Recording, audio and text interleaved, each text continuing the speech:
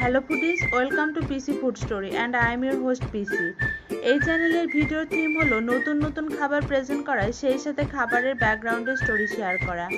আশা করি প্রত্যেকটি food story আপনাদের কাছে ভালো লাগবে।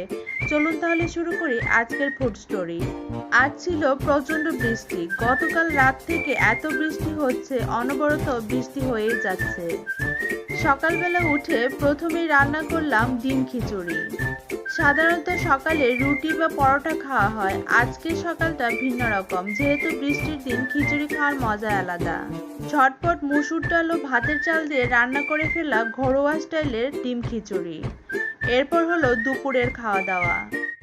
দুপুরে রান্না করেছি চিকেন তেহারি। আর আজকের তেহারিটা রান্না করেছি দেশি মুরগি দিয়ে। আর দেশি মুরগি দিয়ে তেহারি খাওয়ার মজা আলাদা। আর তেহারিতে স্পেশালি ব্যবহার করেছি সর্ষের তেল। আর সর্ষের তেল দেওয়াতে তেহারিটা হয় ঝাল ঝাল ও ঝাঁঝালো, খেতে অনেক ভালো লাগে। তেহারির আসল টেস্ট পাওয়া যায় সর্ষের তেল দিয়ে রান্না করলে। যেহেতু আজকে বৃষ্টির দিন, খিচুড়ি স্পেশাল। সকালে করেছি ডিম খিচুড়ি আর রাতের খাবারে করেছি ইলিশ খিচুড়ি।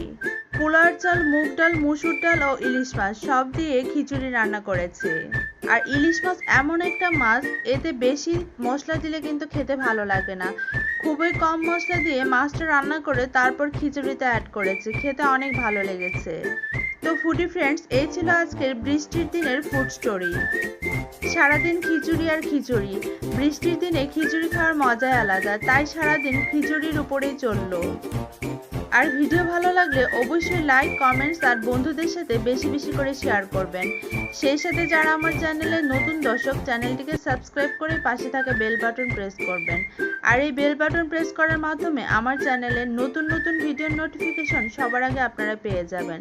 সবাই বরাবরের মতো ভালো থাকবেন আর বেশি বেশি করে খাবার খাবেন।